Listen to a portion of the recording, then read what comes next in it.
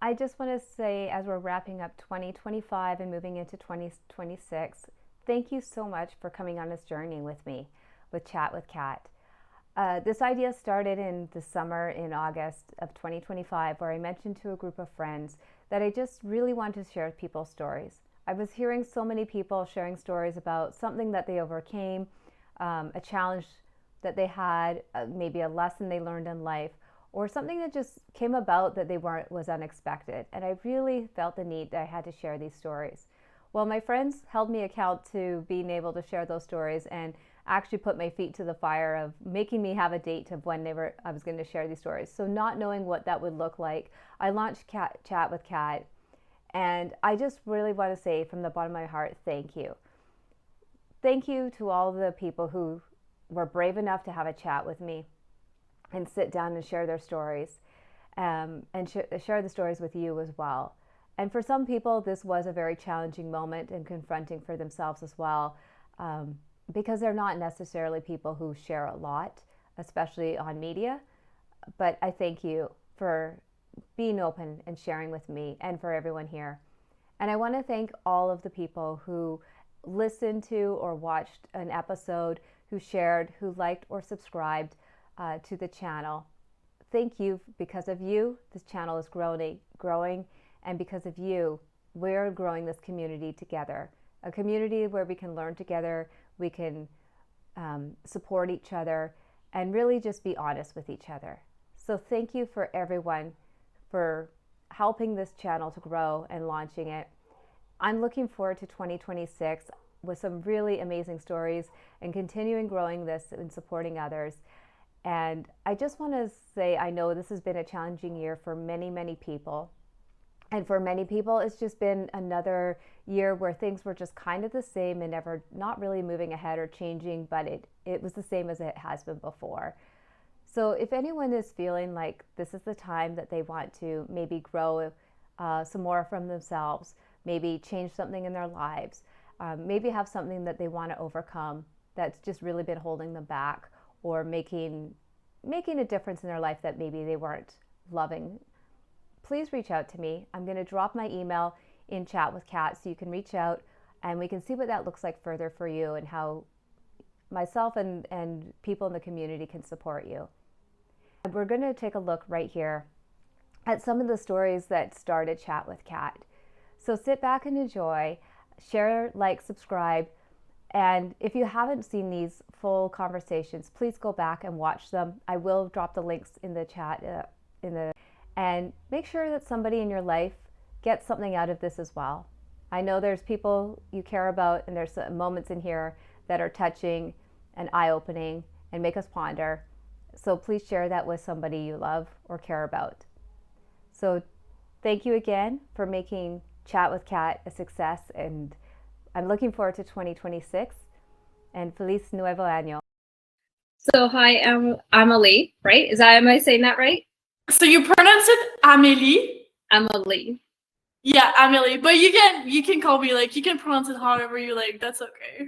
Okay. Well, it is actually nice to see you more or less in person. I mean, we're in our self-perfected group, and I think we see each other briefly or maybe through the chat, but this is my first time really getting a chance to speak with you. So thank you for coming and doing this. And I appreciate that you actually have been listening to the episode. So thank you for that too. And hopefully you're getting something good out of them. So yeah. No, I love what you're doing with this series and just like getting to like know everybody. I mean, not everybody, but one day you'll do everybody from the community. It's like, it's awesome. So it's like I just get to know more people from the community without like just like that. So I just love what you're doing. No, thank you. Well, I don't know too much about you, and I'm as the community grows and as people listen to this, I'm sure they don't know much about you at all. So why don't you tell me a bit about yourself? Yeah, well, my name is Amélie.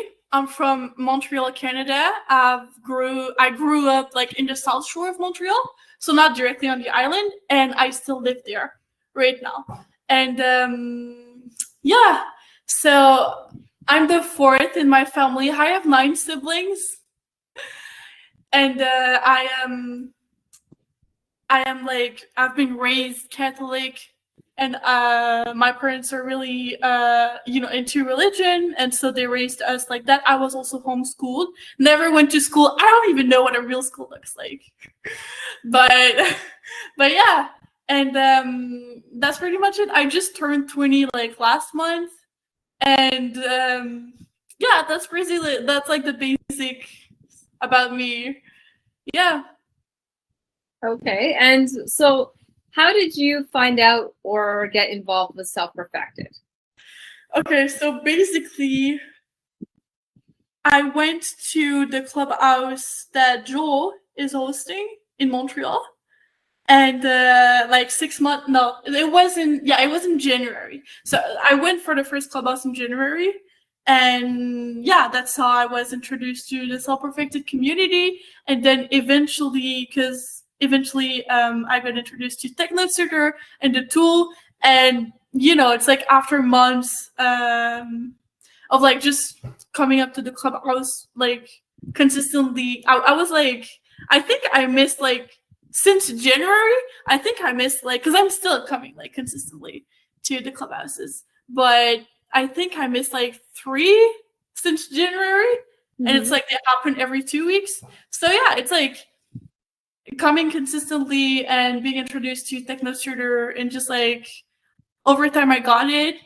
And I mean, the changes have been like insane, and it's like, I don't know, I guess we're gonna go into this, but it's like I've been like wanting like a change in my life like since forever. I mean forever. I mean for a very very long time, even as a kid. Like I've been wanting it to change, and I feel like since I got Technosuiter, since I got to start the process, since I got to use the tool, meet the community, meet the people, get the support from this group, like I've actually been able like to actually change, and like that's crazy.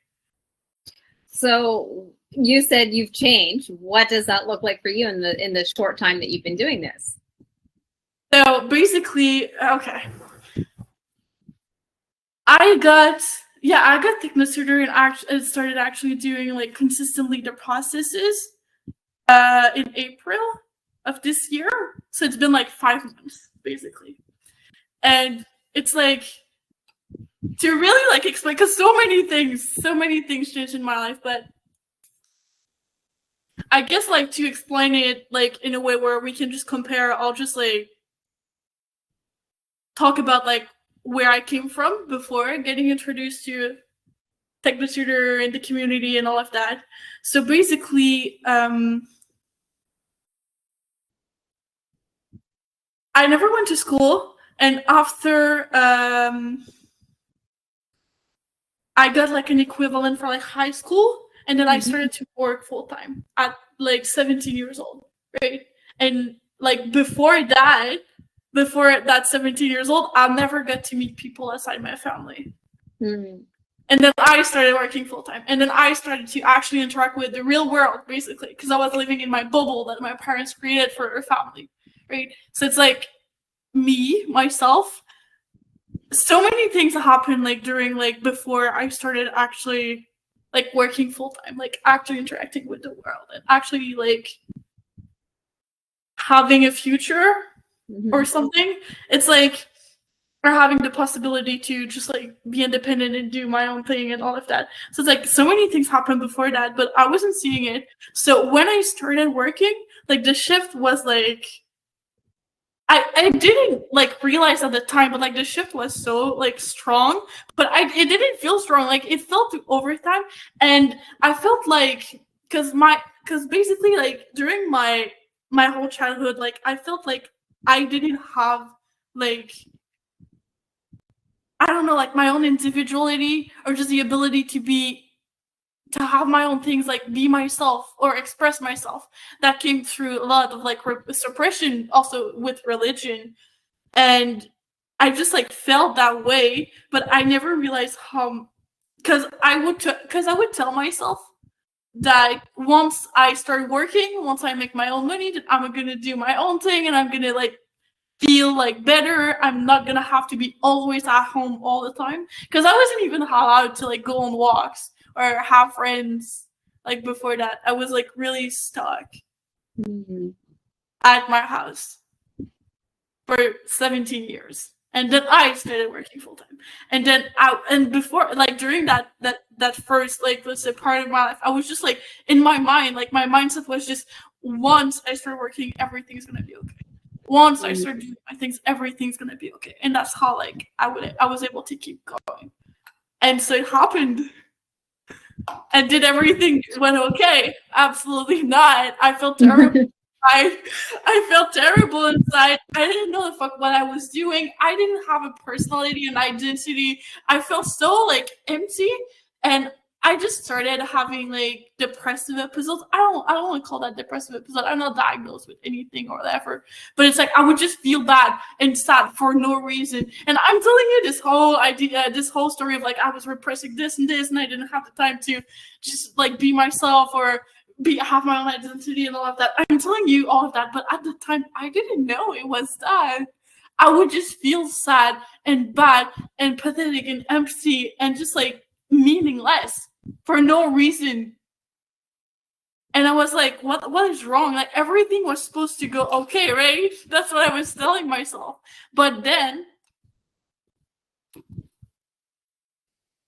it's like I started to like seek for solutions, obviously, because like I wasn't seeing a future with like what I was doing. I was like, what the fuck is this?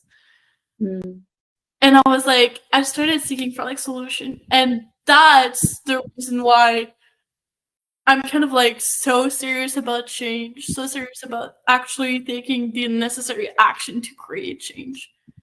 It's because that's all I had. It's like, it's this or you feel depressed and miserable for the rest of your life. Right? Wow.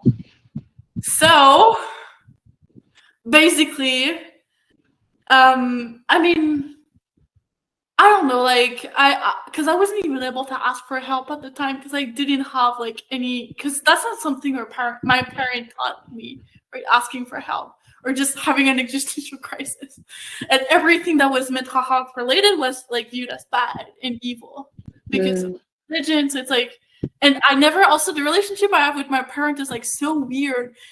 And I'm saying it's weird now, but it's like I don't even realize how weird because that's all I know.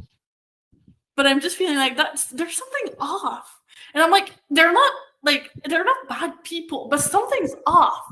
But anyways, like I tried asking for help. No one I knew could help.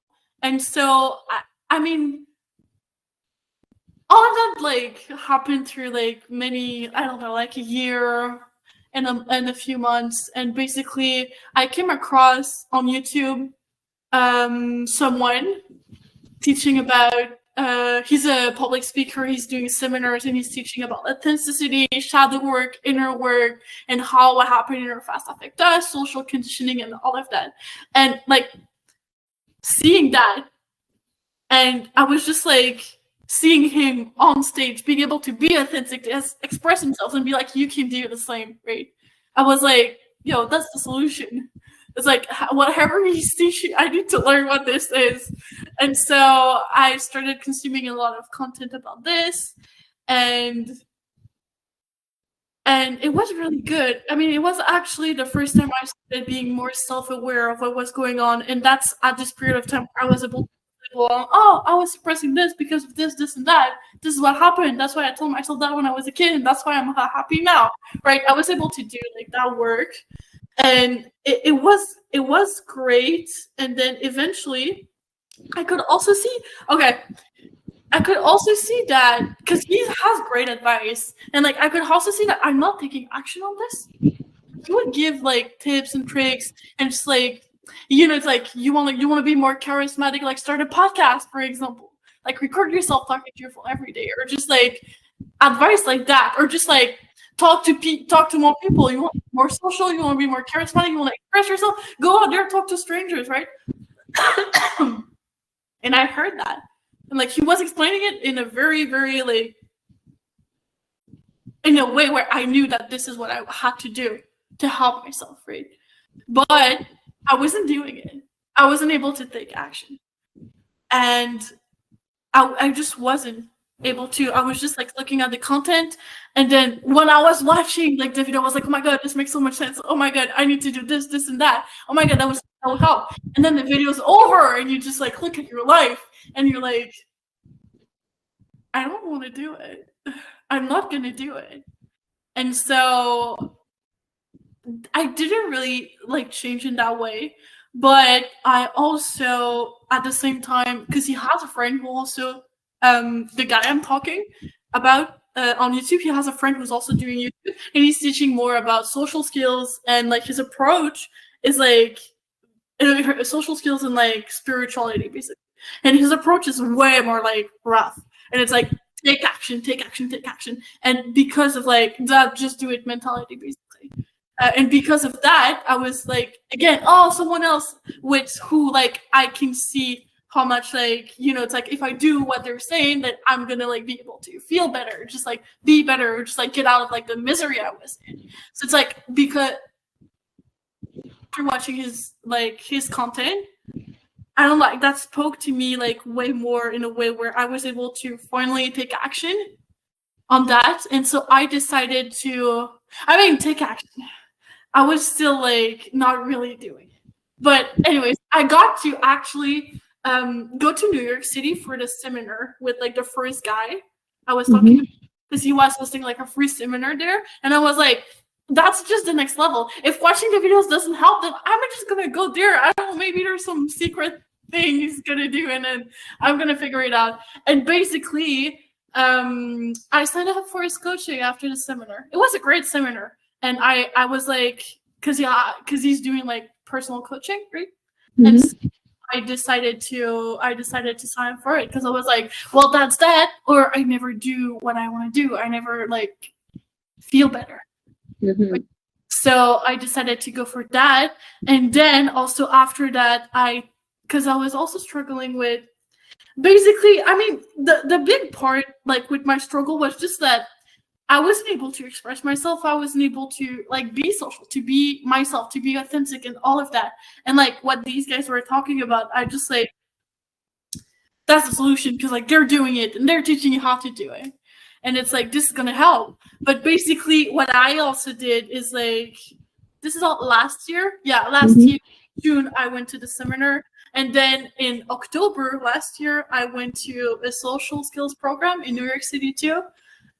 From the second guy I was talking about, because I need to figure out this social thing, because I was also like, I knew, because my job would make me feel depressed, because I was like, why am I tied to a schedule? Why do I have like only this amount of money? I want to make more, and I wanted to have a better job, or just to have financial freedom, basically. And I was like, basically like the way like he's marketing it, the social skills program, is that if you learn social skills, like you're gonna like be able to make more money and all of that. And I was like, all right, I'm gonna do it. Anyways, I don't have friends.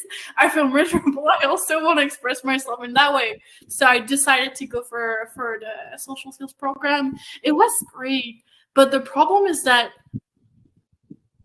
none of the change were consistent, because the thing that really, like, I wasn't able to consistently take action, because the thing that made me consistently, like, not consistently, but like during this time, the thing that made me take action wasn't like, it was because like I invested money into it, and I was like, I need to get something back, right? I need to return on my investment. And that's why, because like the social skills program was like a 4-day thing, 4 days. Yeah, it was like 4 days, and I was like, you were meeting people like strangers. Like that was the program. It's like, okay, the coaches are there, the group is there. Now go talk to some people. Go work on your social skills, basically. And it's like, that's like most people like total fear, right? And I did it. And a lot of the people that were there wasn't even able to do it. And I was like, I did it more consistently than most people there. But I was like, the thing is that it doesn't lead to anything. It's like, I'm not going to do this consistently. I'm doing it right now because like there's a whole thing around it, because I'm like doing the program. But it's like, once I'm back home, guess what happens? I don't do it. Like, I'm not going to like consistently improve like that. And the amount, because after that, it's like the amount of self-attack that happens because you can do it. I had to prove I could. I did it for 4 days straight. I was like, why am I not able to do it now? Why am I not able to consistently take the action I should take to change like now, right? Mm-hmm. Yeah, and it's like the amount of self-attack that I had to go through and like self-hate that I had to go through after that, it was crazy. And it's like I was also like struggling financially a little bit, and I was so stressed about that. And I was like,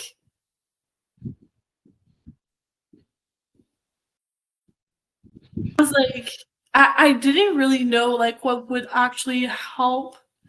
But basically, I decided to after the program, I decided to like meet new people, actually do it. And it's like I got to do it a little bit, and I went to a mastermind class in Montreal, and then I met Joel, and it was a self-perfected clubhouse. I found it on Meetup, and I was like, I need to go there, right?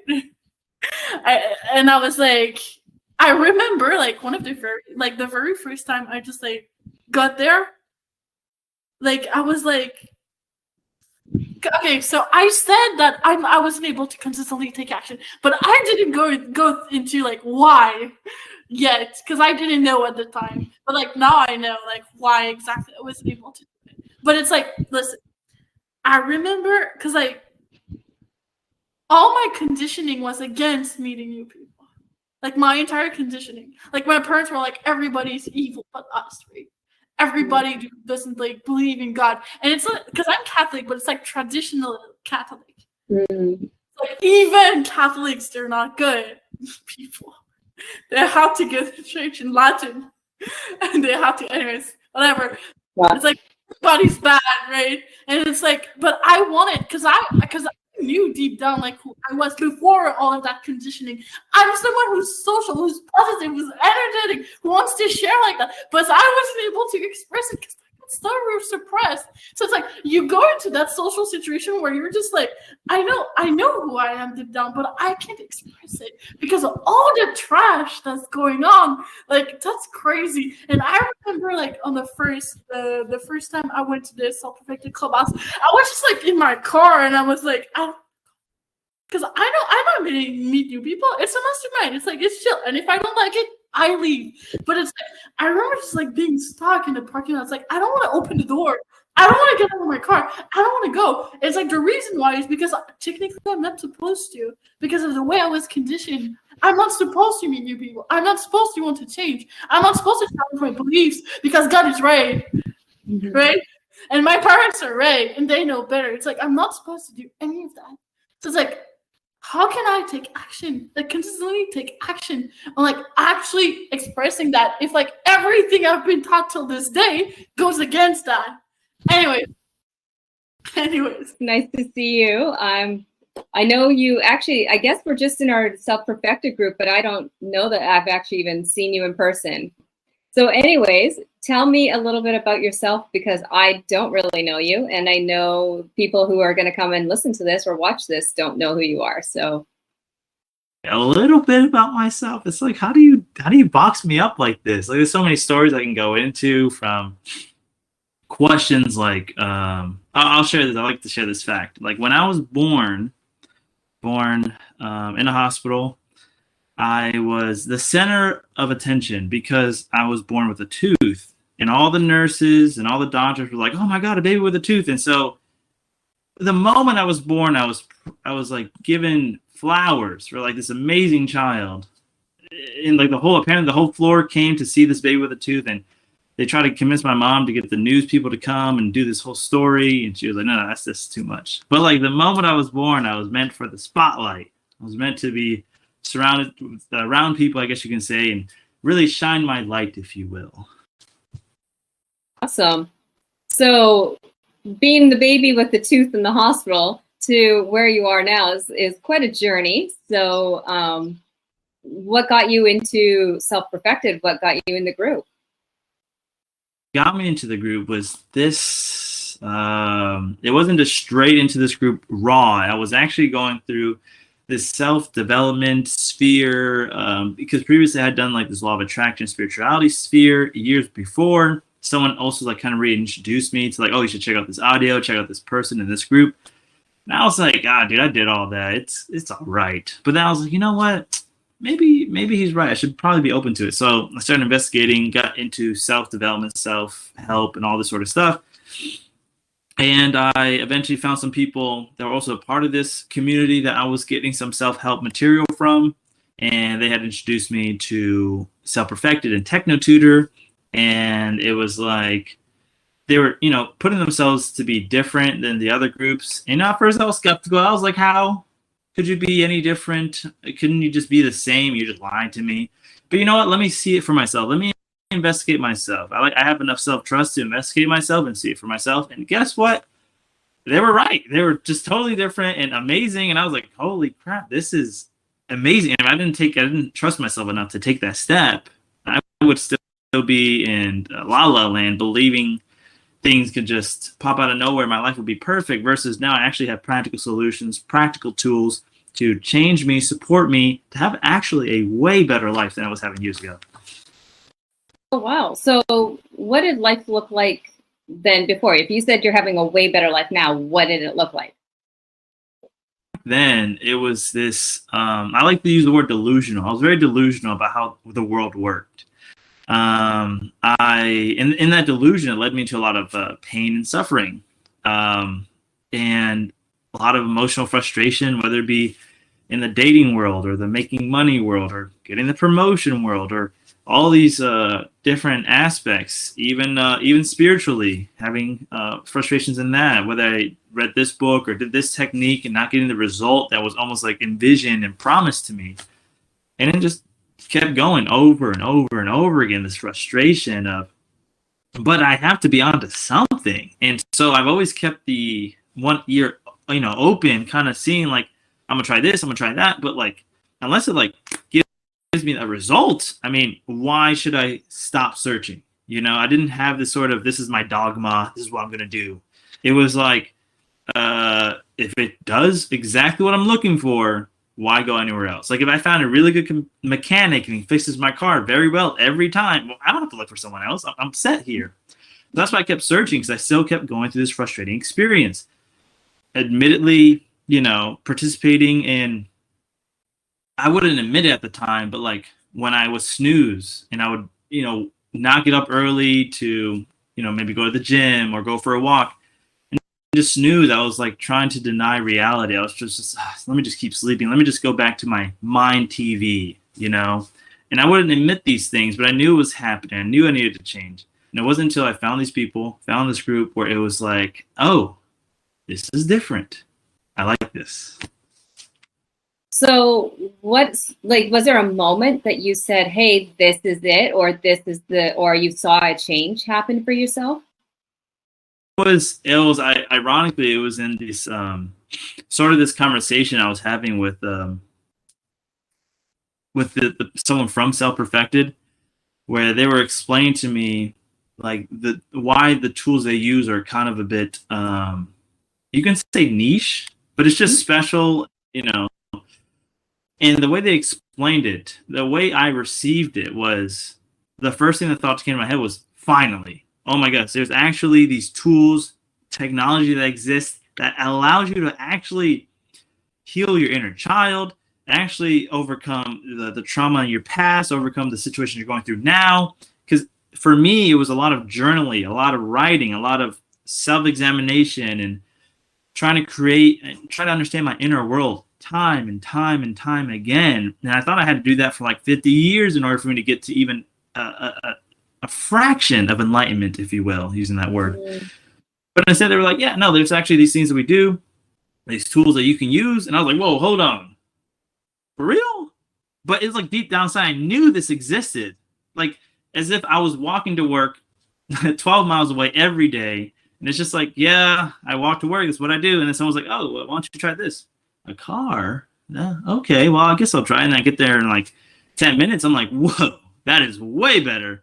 That's what I need. That's what I've been looking for. I knew I didn't have to just walk 12 miles every day to work. I knew there was just something out there, and I was just open enough to see it. accept it and investigate it myself. And I was like, hey, this is awesome. Great. And so you're using the tools, you're with the group. So what's changed for you now? Because it's been a couple of years, I think, at least, right? Or a bit longer? You know, let me share my favorite story, which is the thing I noticed initially and evidence of it every day. There's a lot of stuff, but this one is like very special to me, which is my love life. So right before I got a part of this group, I had just gotten married. And I mean, years before, it was this frustrating experience, dating and never getting anywhere, never finding someone who's willing to commit, or even I was willing to commit, you know, and playing these stories of like, oh, it was their fault. And then now looking back, I was like, no, that was actually my fault. And it got to this point where I was playing this game in my head where it's like, I'm in this culture where casual sex is like praised. Being a man, a sort of man whore and player and all this is praised. And that's kind of the life you want to live and have that freedom and have that exclusivity to yourself. I come first, not a woman or a family or kids. Kids, give me a break. You know, like, and this sort of thing was starting to consume me, but deep down, I wanted to be married. I wanted to be with someone. Kind of comes from my Christian roots. And it came to fruition. I got married, but deep down, it's like I had to get married and it had to not work out in order for me to be like, you see, I did the marriage thing. Now I could be a whore and not feel guilty. Mm-hmm. And so in some ways I was self-sabotaging. Of course she was as well, because, you know, it's not like she was taught how to live a perfect marriage. You know, if we're learning together at the same time. And being a part of this group and using these tools, I developed a higher self-awareness, and I started to actually be more okay with self-criticism, not in a judgment way to beat myself up, but like, hold on, when I do this, I get this result. Not to get emotional about it, but I don't want that result. And I really believe this method works, but it's not working. I gotta do something else, or I'm gonna get a divorce. And if I have a chance, I don't want to get a divorce. So like these two sides of me, I want to be a whore and I want a happy marriage. I was getting more and more I just say I get divorced. This happy marriage, it doesn't exist. It's not going to work. But as I joined this group and talked to the people, use the tools every day, the happy marriage was like possible. It kept growing. I was like, okay, so I don't have to try for that anymore. I can actually get the happy marriage. And then I remember it culminated in one time, me and my wife, Emmy, were having a discussion.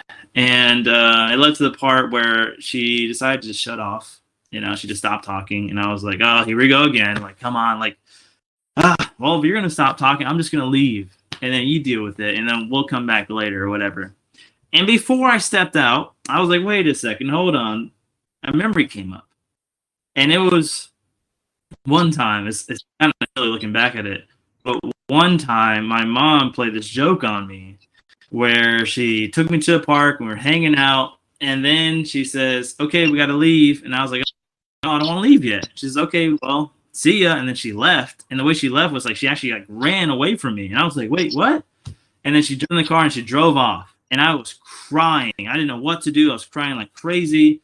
Then she came back and she was laughing at me like, like, look at your face and all this. And I was like, what the heck? And as a kid, I couldn't process it.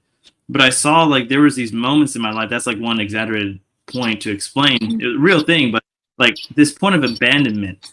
My mom abandoned me in other ways emotionally throughout my life. But even in that moment as a joke, she was okay with accepting that. So I saw, hey, I'm kind of doing the same thing that was done to me that I didn't like to Emmy. I'm abandoning her. I haven't tried not abandoning her. I've always done that. And it's never been good. It's never actually helped. So why don't I just stay here? Even though she doesn't want to talk, I'm actually here with her. And I explained to her, like, you know what? I'm not going to leave this time. I'm going to stay here with you until you're ready. And then she looked at me like I was crazy. She didn't say anything, but it was like there was a shift there. And then slowly but surely, she starts to open up. We start talking a little bit. I try not to be too aggressive, just trying to get more and more words to come out. And before you know, we're talking.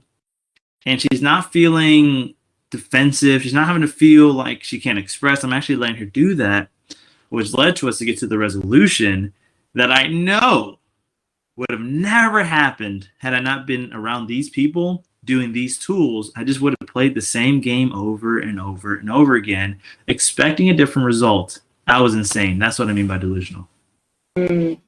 Wow. Well, thank you for sharing that, because that's quite personal. And I don't think a lot of people really like to talk about what happens to them as children or in their relationships, whether they're married or not. So thank you for sharing that. And I want to ask, like, because you're doing this journey with the group and seeing results for yourself, Emmy's participating in this as well and joining in, or is she doing her own thing and you're kind of on your own in this? Oh, I'll make this story short, because for a long time it was alone, and she was just like, "Oh, he's getting better, makes my life a little bit better, so yeah, you keep doing that." But she didn't see the vision and the purpose, and then we were able to go to an actual in-person event. Guys, everyone, you got to go to the in-person events. I mean, they change your life. And she went there with me, and she saw everyone in person and was like, holy crap, these people are like actually really cool. Like, they talking about things. Like, she explained the story where she was like, I have all these friends and we talk about these things, but the guys in this group, when I went to this event in person, they're actually talking about things I want to talk about that my friends don't care about. They don't want to talk about this stuff. They want to talk about, the Bachelorette, or, what are we doing Friday night when for this person's birthday party? They weren't talking about how to shift our life from surviving to living, how to be able to change your inner child, like all these different points. She was like, I want to have those conversations, but I don't have friends that do. And then she met them in person, like, holy crap, these people are cool. And actually be able to stick with the conversation, get to the deeper levels, and everyone's like actually encouraging it. Not like, whoa, we can't go that far. Don't do that. Don't cross that line. Like, everyone was okay being able to challenge each other, being able to challenge ideas, not like each other, like personally, but it's like these ideas and these beliefs that are holding us back. That's incredible, that the power of community and in person, right? We've gotten so used to the online, like we're doing now, unfortunately, but we've gotten used to that because of circumstances a few years back, right? That I think we've lost that sense of real connectiveness with people. So I think that's amazing that she was able to have that. It's a great tool, and I think people have just abused it, because luckily we can do this and be able to express these ideas. It's it's the overemphasis of it, of like, I'm just going to do this. I don't want to step outside. Like, stepping outside, dude, that's when your life begins. Okay, so talk to me a bit about that. What does life beginning look like when you step outside? Oh, man. Life beginning, it really just, not to go into the deep end, making it simple, life beginning is with other people. If you're alone and you're isolated in your mind, listening to whether it be negative talk, self-talk, or positive self-talk, like, oh, dude, you're so amazing, you're so great, but you're not even living that sucks. Or, dude, you suck, you should stay home. That sucks too. But if you're just getting the result of just, I'm going to stay home, I'm going to be with my technology, I'm going to talk to my AI girlfriend, I'm going to, do all these different things, you're missing out. We, as humans, really, really like expressing with another person, with people. That's why I love this group, and I love how they do in-person events, because the best way I can explain it without sounding cuckoo, which I probably will, is, for example, sex is amazing. I have a wife. We have an intimate relationship. I love sex. It's great when you have someone like that. But I noticed that it's like a different kind of pleasure with sex. Sometimes immediate, it only lasts maybe a few minutes, depending on someone's technique or their preference. But when you're with people in a group, discussing, talking, being on the same page, that can last for hours and you never get tired. And I see that's like real pleasure when you're with those people. Like, like you were saying, the campfire till 4 a.m. We're all talking. We're not like, maybe some of us are kind of sleepy, but it's like we're not like dozing off. We're like there, and we're staying until 4 a.m., being here with each other. That's real pleasure. You don't get tired. You're having fun. That's what fun is. That's where life begins, is with other people. And we're kind of heading toward a future where people are kind of more and more accepting the technology to replace the human contact, and eventually it'll kind of flip over. Like, before it was tight jeans, now it's baggy jeans. So eventually people are going to go back to the in-person. It's like, oh, AI is everywhere. You can't trust anything. So my time will come. But just want to say for those, don't get caught up in that. Being in person, being with people, that's where life begins, because we're sharing life with each other. Wow. I love that. I love that you said, I haven't heard anybody say that before. That's where life begins. Because everybody is always like, I'm trying to make a life. I'm trying to create a life. But no one ever talks about the beginning. So thank you. Amazing. Thank you. So what are you up to now? Like, what are your goals right now with what you're doing? Well, first of all, what are you doing? Are you working? Are you studying? Okay, so lately I been a part of Self Perfected and got a chance to know the tools that they offer, and one of them being Techno Tutor. I became a distributor years ago, and I've been supporting myself to build that so I don't have to work a full-time job like I do currently.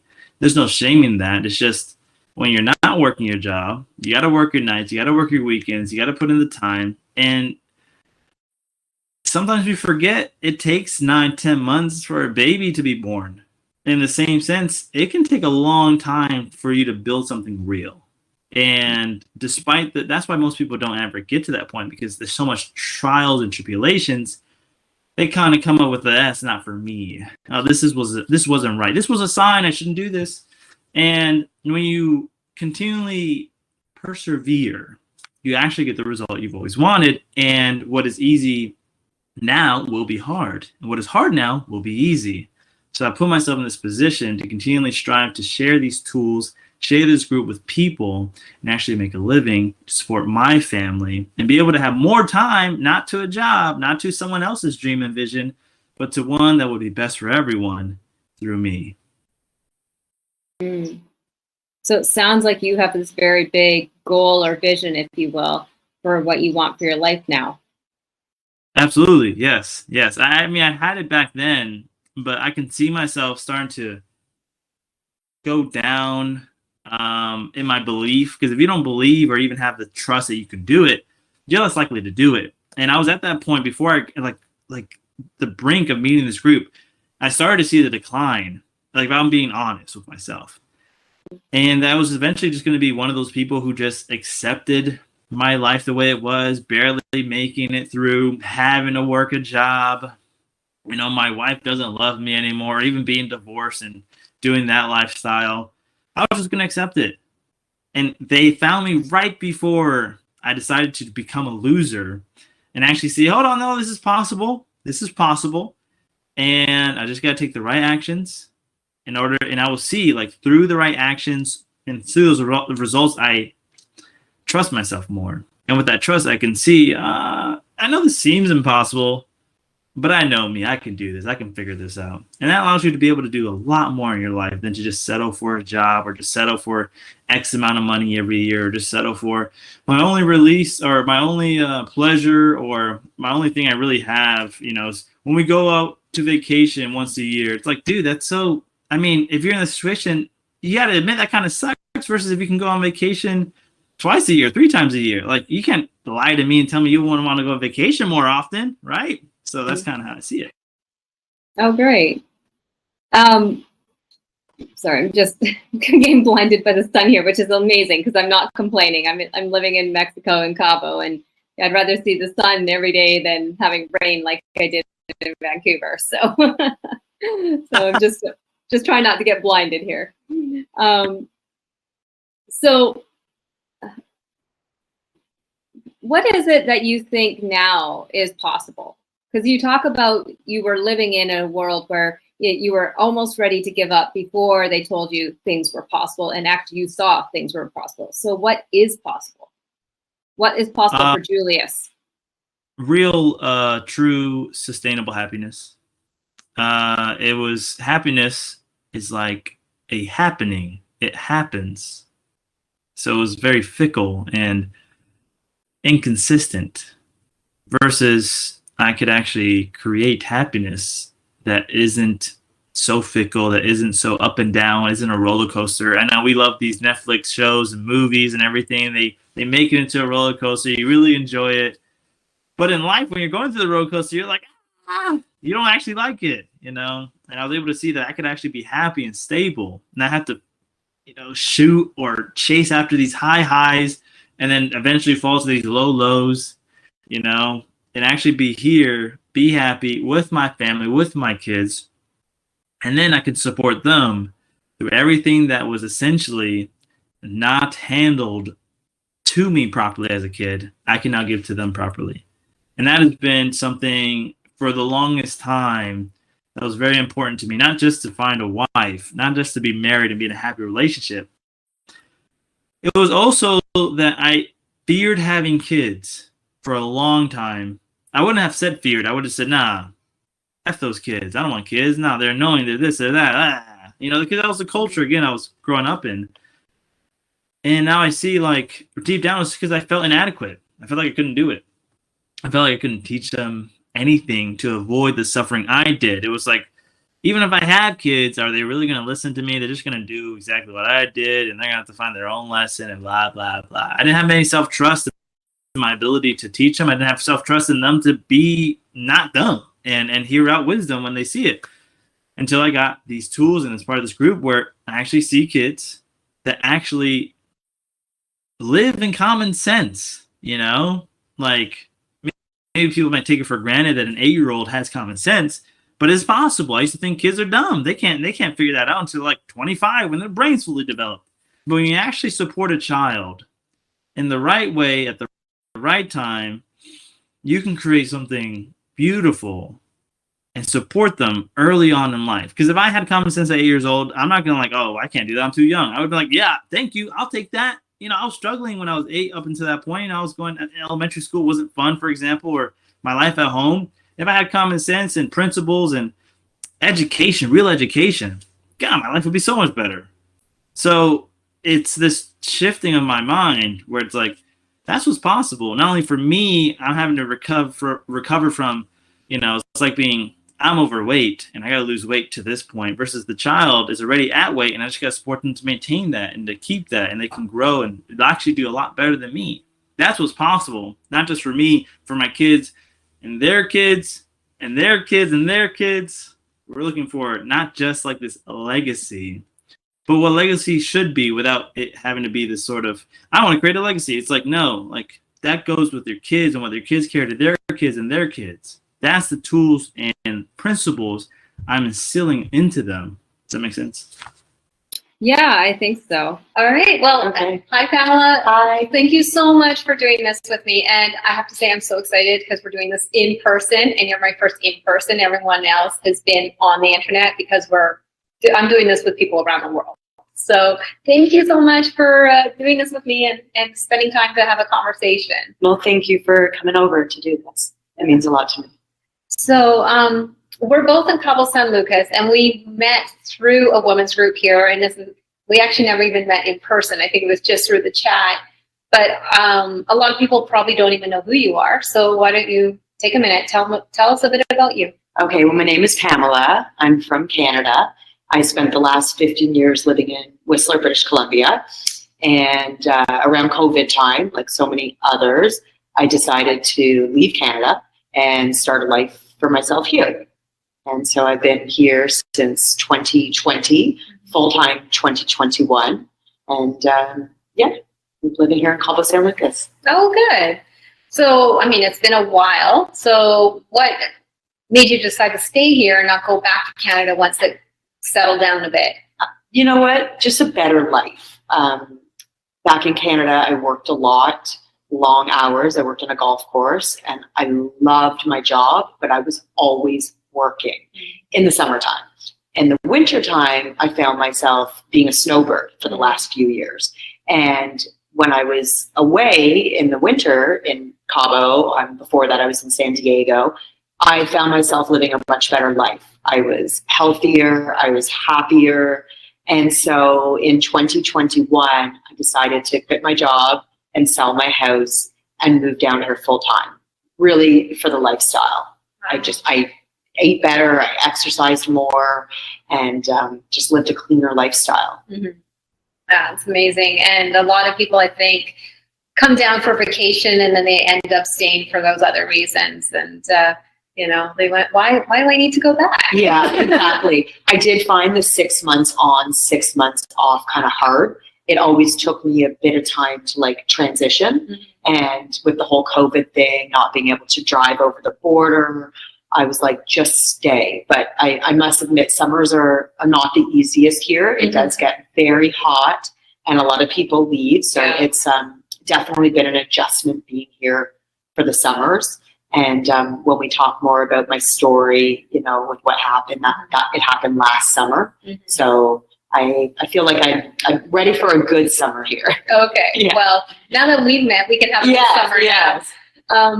But you mentioned you have a bit of a story. So do you feel comfortable talking about that? I do. So it's not the easiest story to share. And I feel like sometimes I'm able to talk about it more than I'm able to sit with it.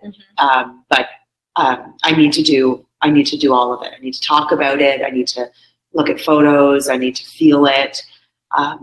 So I'm just going to share, you know, basically what happened. So last year in the summer, August 19th, 2024, sorry, we're 2025 now.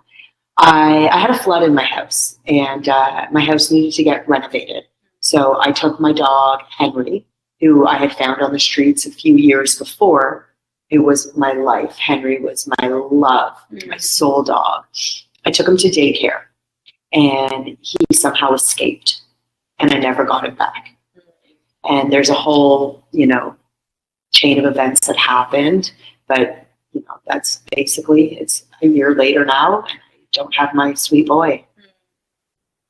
And, I mean, I know this is hard because I understand having a little fur baby, it is your family, it is, you know, your partner, your child. But when you went through that experience, how did you find it being down here in the community or just being in Cabo? So it was pretty amazing. Like at first when it happened, I freaked out. Like I absolutely, like what happened was I dropped him off, and I was a bit of a helicopter mom. I was a little bit nervous. It was Henry's second day at daycare. He had gone on the Friday before, and they said he was okay. He was fine. And then on the Monday, I took him back. And I dropped him off at about 10 o'clock in the morning. And then I messaged them at 1 o'clock saying, hey, how's Henry doing? And it was on WhatsApp. And they read it, but they didn't respond. And then I called my friend and I said, hey, do you think I should like call them? We were on the phone, my girlfriend and I. And she was like, just relax. Like, he's fine. They're probably busy. You need to stop worrying about him. He's in a daycare facility. He's going to be just fine. So I was kind of busy running my errands. And then I messaged again at 3 o'clock. I'm kind of getting annoyed now. Like, okay. And I was like, hey, what's up with Henry? Please let me know he's okay. And again, they read it and didn't respond. So now I'm mad. So I'm driving over there now. Like I want to go check on my dog. I want to pick him up. And when I got there, it was about just after 4, I believe. They had sent me a text message as I was driving, so I didn't see it. And it basically said, hey, we have a problem with Henry. He jumped the fence and he got out and he didn't let himself get caught.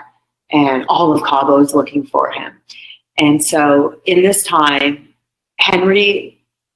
we found out that Henry actually got out of the daycare at around 12-ish because we had got video evidence of him running on camera at a local establishment at, I believe it was like 12:22. I don't know why these numbers are sitting in my head. And so they were chasing him on motorcycle. And then we also got him on camera, the same camera, not being chased on motorcycle at around 3-ish. Don't remember the exact time. So I know that Henry did escape. There was a manager who was involved and he was negligent. He lied about how Henry did escape because it was impossible where he said he escaped from. It was barbed wire and it was all actually concrete in the back. So that didn't happen. I believe that Henry somehow got out of the front door. He shouldn't have been there by the front door in the front room. It was a busy road. Somebody, witness saw Henry running, tried to chase him as well.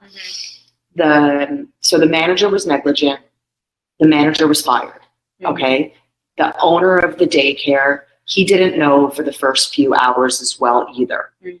But during this time, before I knew, they managed to put it on social media before I even knew, and they made a poster and like looking for Henry. Right. And so it was pretty messy because, you know, the manager and the owner, and we're all trying to find Henry. And yeah, it just, it got pretty messy, but happening down here in Cabo, right away, the community reached out to me and they started sharing the post.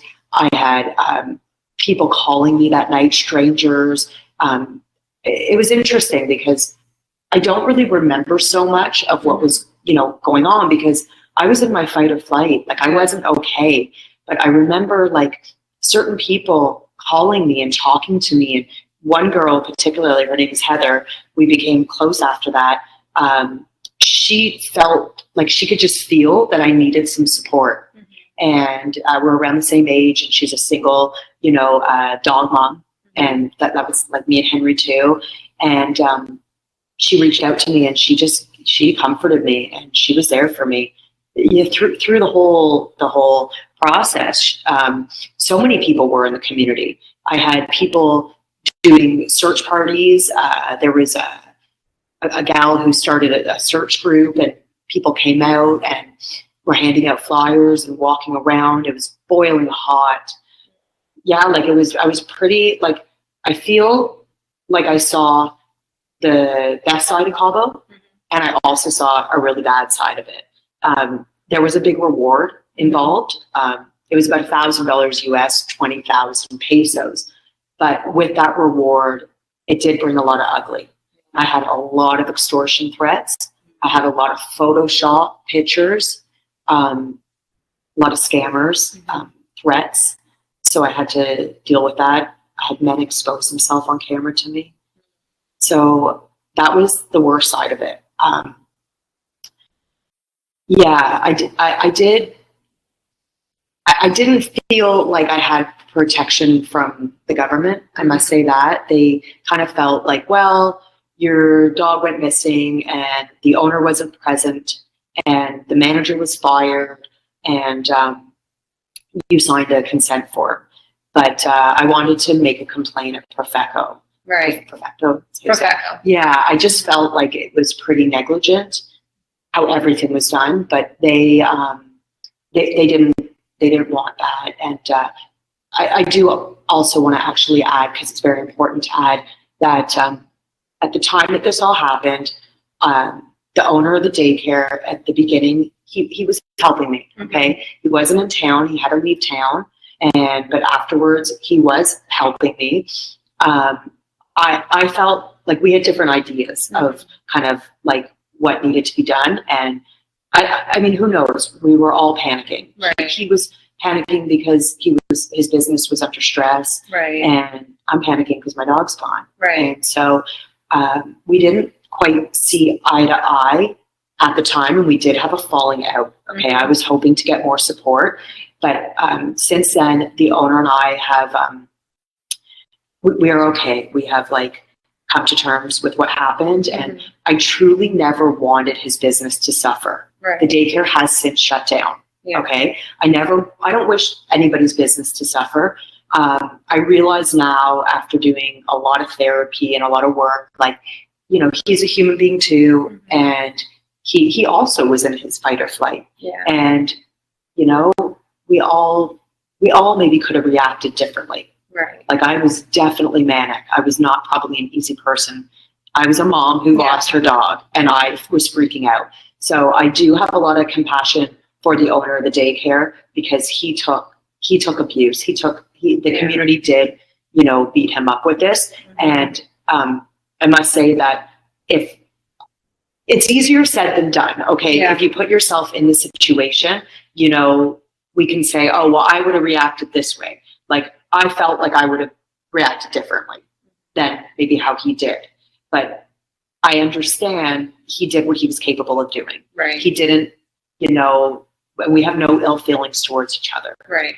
So it was a really, really challenging time for both of us. Yeah. And I can say that, you know, the manager was totally negligent. Right. He knows that. I know that. I mean, a dog shouldn't be able to escape from daycare. They chased him on a motorcycle. They didn't let me know for 4 hours. Like, that is all very negligent. So, Right. you know, I did try to go to Perfecto to make a complaint because I felt like this was wrong. Right. And, you know, and I didn't get the response I was looking for. I was a little let down by that. I'm not going to lie, if I have to be honest. However, the community, how they showed up for me was incredible. From all of the posts that got shared to all of the comments, the support, the phone calls. I had random people bringing me food. And I mean, there was this one gal named Sheila, and she came out. She went out on her bike many times on her own. She came and met me and came with me in my car at all different hours. She even got the flyers to go in pizza boxes. That was her idea. Oh. I mean, she really went above and beyond. Another girl, you know, helped me make maps, and we did another group meeting to try to get people to go in certain areas. So, like, there were so many people. It's so hard to, you know, I do remember all of them. Another lady, she put her phone number on the flyer. Daniel from Palu Dogs, he did a lot as well. So, yeah, it was really beautiful to see all the support. At the time, I must say I wasn't really mentally well. Yeah. So it was hard for me. And after probably about 2 months after Henry, you know, I was coming home, I crashed. And I went to a pretty dark place, and I got really depressed. Yeah. It was really challenging. Yeah. And I mean, you talk about the community here rallying behind you, helping to support you, don't even know you, right? They're Yeah. just coming out and contacting Yeah. us and showing up. Yeah, I almost have goosebumps, like, when I think about it right now too. Like, it really. Do you think that had you been back in Canada, you would have found the same kind of community support?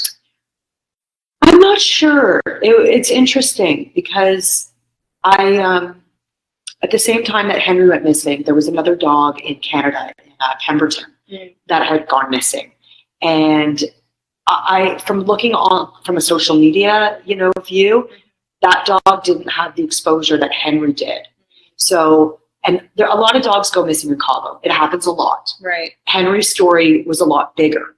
And I'm not a social media girl myself, and I didn't really know what I was doing when Henry went missing. Right. I started sharing a lot of vulnerable posts and photos of me and Henry.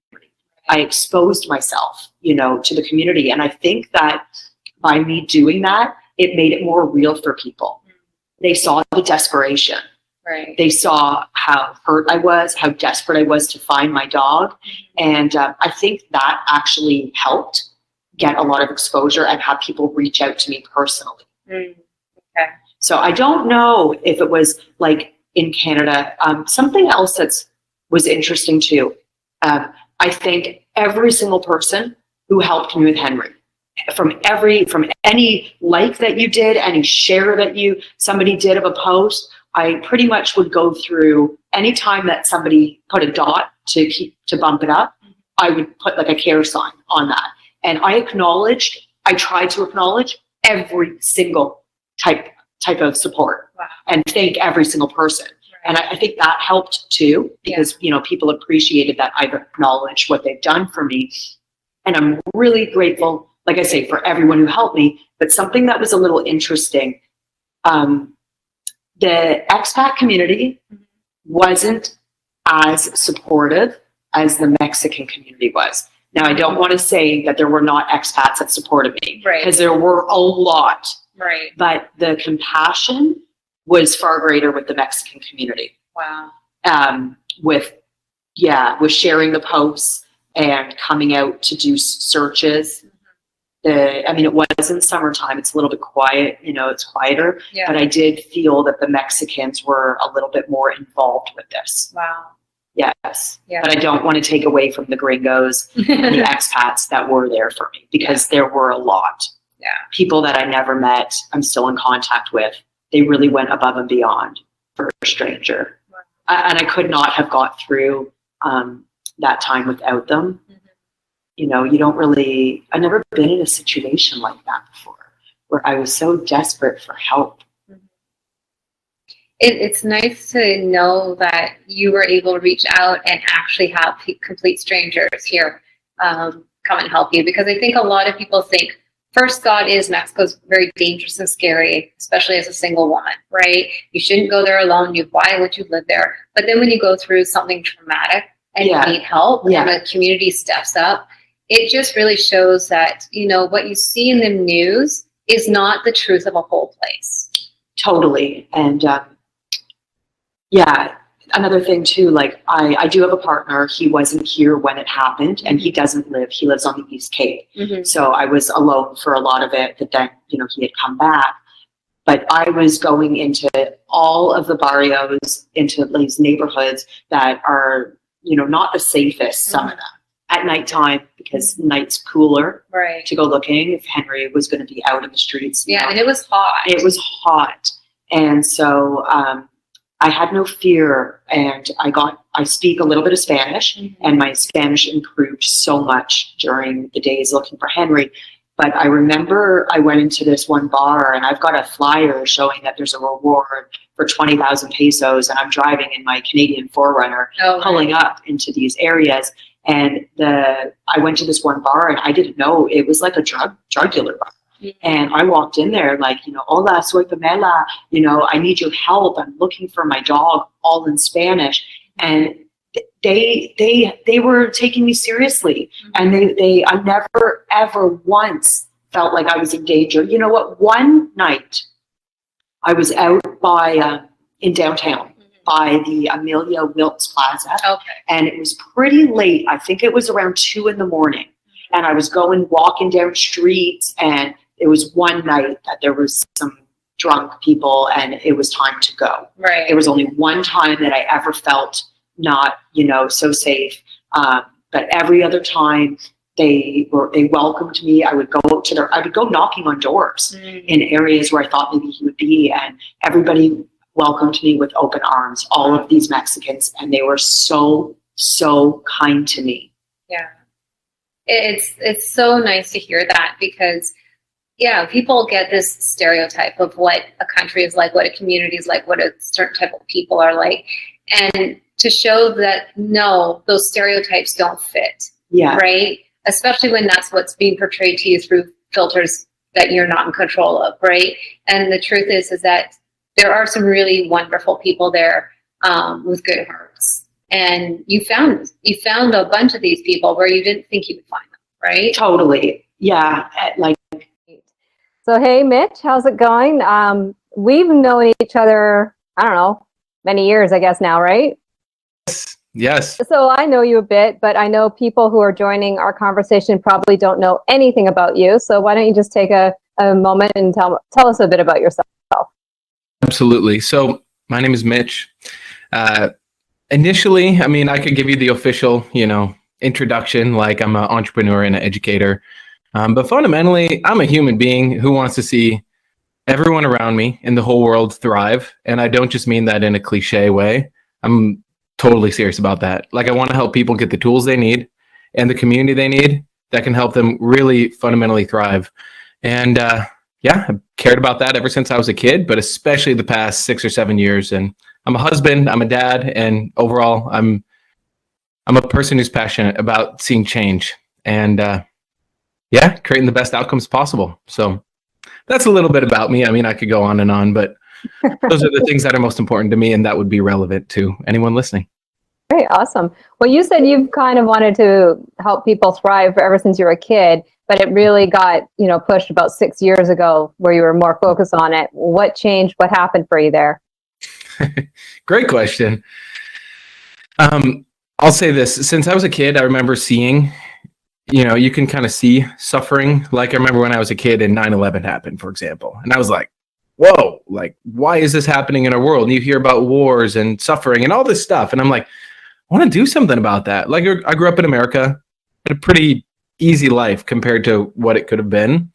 And I saw that I wanted to do something about that. So I was searching and searching for years. So 6 years ago, almost to the date, I was at an event out in Denver, Colorado. It was a networking business group, and I went out there trying to find answers. I was searching and searching, and I met a group of renegade educators who fundamentally changed my whole worldview on what's really possible. There's a quote, I don't know if it's from Aristotle, the philosopher, or Socrates, or one of them, but they talk about the foundation of society being in how we educate kids. And at that event, I met a family, and I met one of their kids, and they homeschooled their kids using this specific tool. And this kid had a full-on conversation with me, and he was like 3, about to turn 4. And I'd never interacted with a kid like that. It was something I'd never experienced in my life. And I remember I told his dad, I said, I don't have kids yet, but when I have kids, I want them to be smart like that. And he goes, yeah, imagine if every kid was this smart. You know, we could probably end poverty and hunger and all that in the world in probably like a generation or 2. I was like, boom, okay, that's it. You're my people. You're who I've been looking for. And that has really been the inception of then where all of this, you know, self-perfected and these tools has really come from, was that experience 6 years ago. Okay, so 6 years ago, you got into it. You went, this is a group I like. I want to be around these guys, learn from them, take on what they're doing, because there's obviously something working here. So in that time frame, how did Self-Perfected come about? Because I think you were one of the people who started it, right? Correct. So this idea of self-perfected really comes from a term called self-perfection. I did not come up with this term, but I heard it, and it was actually coined by the gentleman who had created the TechnoTutor software, as well as just some really cool self-development tools. And it's all organized around the set of principles. And like for me, okay, let me make this practical for people listening. It might seem like a tangent, but I promise I'll bring it back. I noticed for me when I was younger, I would have good days and I would have bad days. Or if I was having friends, right, I would have times where it's going great with my friends and we're getting along, and then times where there was like drama. Now, especially in relationships, you know, I'd get a girlfriend and it's great, and, you know, for a while it's fun, and then you'd crash. I remember just getting so mad about that. I was like, what if it could just keep getting better? Like, is it even possible that I could have a relationship, whether it's with myself, a friend, a significant other, you know, a business, all of that? I'm like, is it even possible that things could actually keep getting better? Or is that just a delusion? And I really wanted to know the answer. I was very sincere in that. And I remember that when I met Cameron, he's the gentleman I met in Denver, I was telling him about this because I was in a relationship and I was really struggling. It was like, I didn't know if I should break up with her or not. And he asked me, he's like, okay, so what's your relationship based on? It's like, what do you mean? We love each other. Like, he's like, okay, how do you define love? It's like, I don't know. We do things for each other. We, you know, feel some type of way for each other. Like, isn't that what all relationships are based on? He's like, no, dude, no wonder your life is like a roller coaster. It's not based on something real. Like, that feeling is going to be fleeting. And that, like, it kind of hurt, honestly. When I first heard that, it felt kind of like I got punched, but it was like done with love. I knew he was coming from a good place, but it was kind of a wake-up call. So anyway, what he ended up explaining to me is he's like, look, here's how I have my relationship with my wife. We have certain things we agree to. Like, we're going to agree to hold each other to the best version of ourselves and each other, even if we don't feel like it. We're going to agree to have certain, you know, check-ins with each other, or we're going to agree to, you know, practice self-awareness or self-responsibility. These different things. And I was like, that actually makes a lot of sense. And I saw he actually had the thing he was telling me to. Like, I saw how he interacted with his wife and their kids, and I was like, okay, I can tell this guy, he doesn't seem to be BSing me. And that was my introduction into this idea of principles. So a principle, some people call it values or ethics, you know, a code of conduct, but principles is really the best word for it.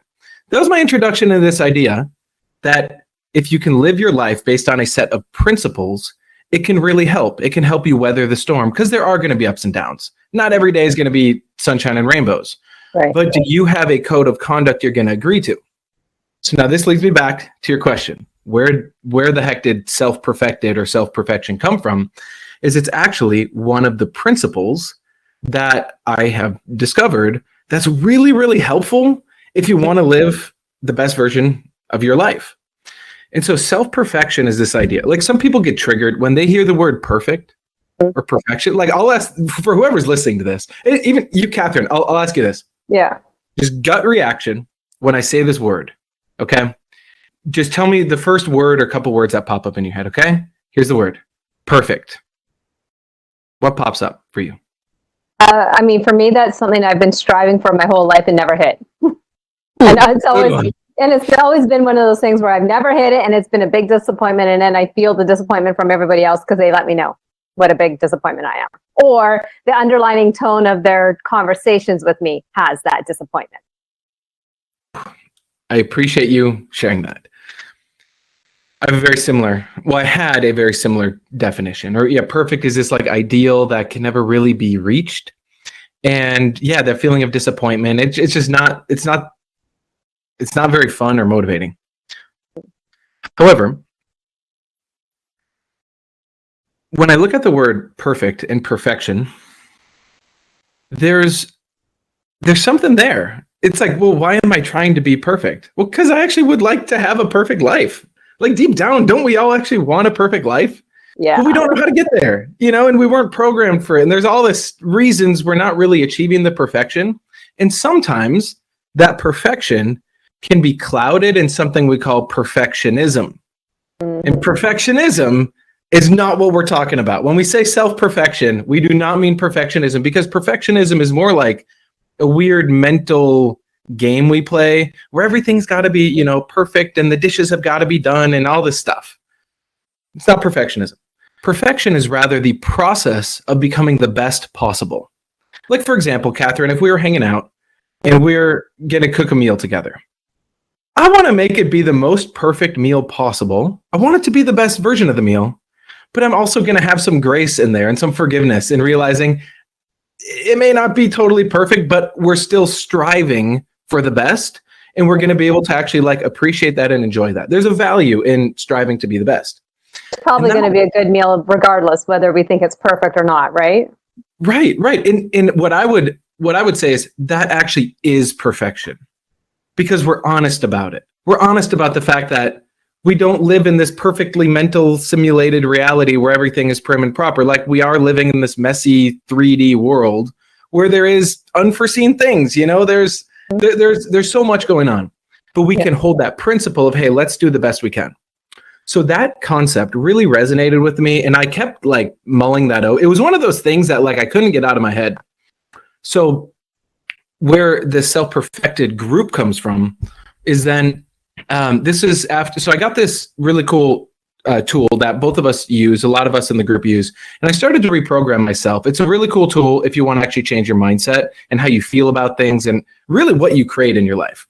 And my life started to change pretty dang quick. Like, I had never seen my life change that fast. And it was very inspiring and motivating. But then what happened is, this was after, 4 or 5 months of using it, I started to really change. But then it was like this deep stuff I had suppressed, and the old patterns started to it's kind of like when you start changing and then the universe tests you. It's like, are you serious about change? Yeah. So one Friday night, I'd started to have a lot of success in business, and there were certain people I wanted to talk to, and they were also using these tools and kind of aware of these principles. And I was like, oh, and then I had an old friend reach out to me. He goes, hey man, it's Friday night. Come on, let's go out drinking. Our friend's going to be DJing. Let's go out. Come on, just like the good old days. And I had a moment where I almost wanted to do it, but then I realized, I was like, hold on, whoa, do I actually want to do that? It's like, no, I know where it's gonna be fun for about an hour, and then I'm gonna be hungover the next day. It's not that's not who I want to be, but that's my old friend group, and I feel kind of bad saying no. So I was just very confused. So I was like, what do I want to do on my Friday night? I was like, there's 8 people I really want to talk to. They don't live near me, but we could just jump on Zoom or something. And this was right around the time the pandemic had started. And so I was like, let me just host a Zoom call and send it to a bunch of my friends. Let's hop on Zoom and let's chat. And I think we went for 3 hours or something, and we recorded it because someone's like, hey, we should record this. This is getting good. And then everyone wanted the recording. And I was like, I don't know how to send it to you. Let me just post it in a Facebook group, because then we can all watch it. They're like, great. And then, long story short, next week, people are like, hey, do you guys want to hop on again Friday night? Great. So we did again. one of the, I think it was actually after the first week, my now wife, but at the time was just a friend. She wasn't on live, but she watched the recording and she called me. She said, "Hey, I watched it twice and I took notes. You're going to do that next week, right? Like we can do that again next Friday." I was like, "If you want to, I guess." Like I wasn't even trying. I just wanted to hang out with cool people and talk about life. And that was the beginning of the Self-Perfected group. And we've gone for almost, I don't know, over 200 Fridays basically in a row. We talk about the principles. We talk about life. We have fun. We laugh. It's family friendly. Sometimes it gets real crazy, but it's just an hour. But that was really the beginning of the group. It's the community of people who are here to become the best version of themselves, but also create the best world we can. So I know that was a long answer, but I think there's a lot in there. Oh, I mean, that's great, because I think we're talking to people from all walks of life coming to us, and they're just wanting to hear a conversation, right? Like they don't know, maybe they have something going on in their life, maybe they don't, maybe they're looking for, maybe they're on that self-improvement, self-perfection journey, right? Where a lot of us, I think, got into this or something similar because we were on the path of, we want to be better, we want to create ourselves as a better person, we want to create a better world, and how do we self-improve, right? And I think that's how a lot of us got here, was self-improvement, right? So Totally. I'm sure that was your journey, but did you have like a big aha in your self-improvement journey that made you either really question things or really like take it seriously? Like what was some of your key moments in your journey, Catherine? You know what, I started this in the self-improvement journey probably in my mid-20s, and I would try different things and things would sort of work for a bit, but I never got to that point where I really knew I was supposed to be, right? Like I always knew I was supposed to be doing something better in life, and I never was hitting that. And it seemed like every single time I would be really onto something and getting to almost to that next step of like, yes, this thing is about to take off and it's going to make a difference in a lot of people's lives, something would sidetrack me, something would derail me, life would happen, and then it would just kind of, but I was still going, okay, but I know I can do this. But then it was always a journey of me, right? Because even if you're in these groups, you have that support group maybe while you're doing that thing, and then that session, that course, whatever is over, and then you're kind of on your own again, right? So I mean, I got really into I met Avery long before this was before Techno Tutor was even invented. So that's yeah. Did you meet Avery through Neothink or Jin, or what? From Jin, at a conference of all places, and we realized that we actually lived close enough to each other. So that's where I met Cameron and Avery, at a Jin conference in Denver in 2019. Chicago. So okay. Yeah. So Yeah. I mean, so I knew about this long beforehand, and when he was trying to explain it to me, I think it was a good 2.5 years. He was like trying to talk to me about it and to explain it to me. And I was like, yeah, whatever. I'm an avid reader. I know words. I'm good. Like the concept just didn't get to me, and then finally it did. Finally, I was like, fine, give me a demo. But yeah. That's awesome. I always love hearing people's journey to it, because it's a certain kind of person who's actually even searching, I would say, searching for a better life, realizing that there's value in working on yourself and changing your mind. But what I've noticed too, and maybe you've seen this, is there's like levels to it. Actually, Avery told this to me one time when I met him in Denver. He said, "Hey, so there's 3 kinds of people who are into, self-development." He goes, he's basically asking me like, which one are you? Which one do you resonate with? He goes, first is the kind of people who want to develop themselves so they can live a really good life. Nothing wrong with that. It's just that's one option. Second is people who develop themselves so they can be a really good version of themselves for their family and their immediate, circle. Also, that's great. Then there's a third kind of person who does it because they actually want to see the world change.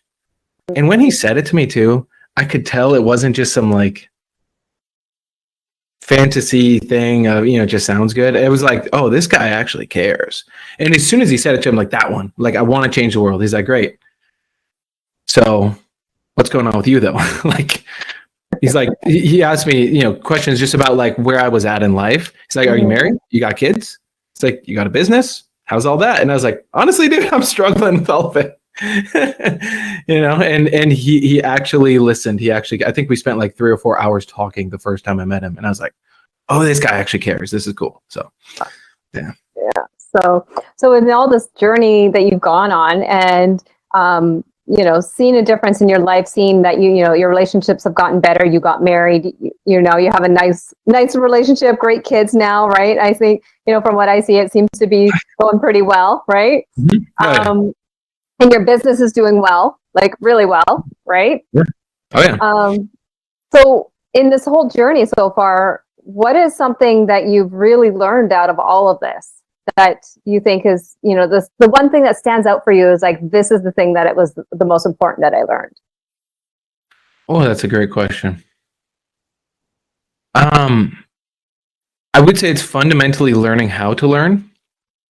I could give you little things along the way I've learned, like having principles, or remembering to breathe, and like being present, those kind of things. But actually, I think it's really more fundamentally learning how to learn and how to unlearn things. We have so much programming from our childhood.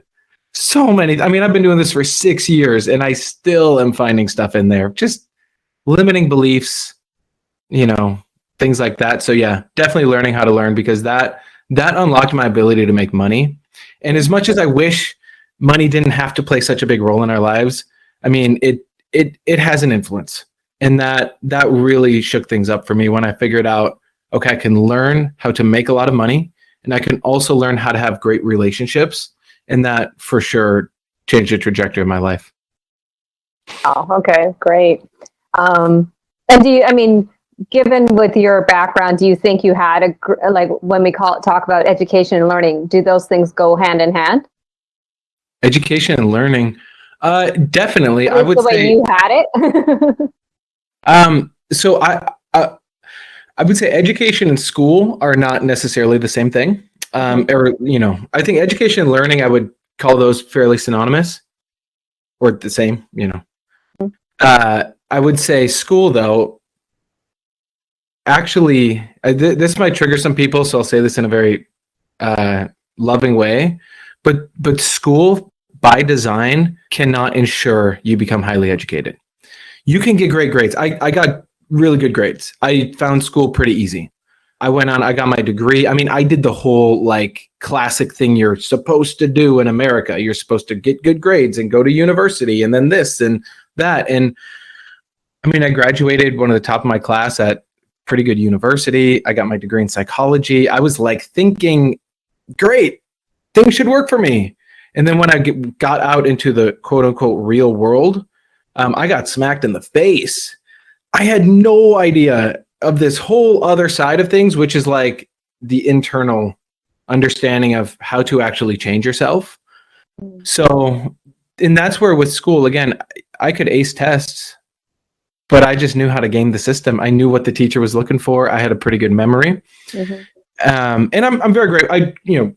Solid parents, they read to me a lot. Like I would say I'm very fortunate in terms of how I was born. I mean, I wasn't like an elite family, but I didn't have to worry about food when I was a kid. But the real education is every single word you can spell, comprehend, and process. What I mean by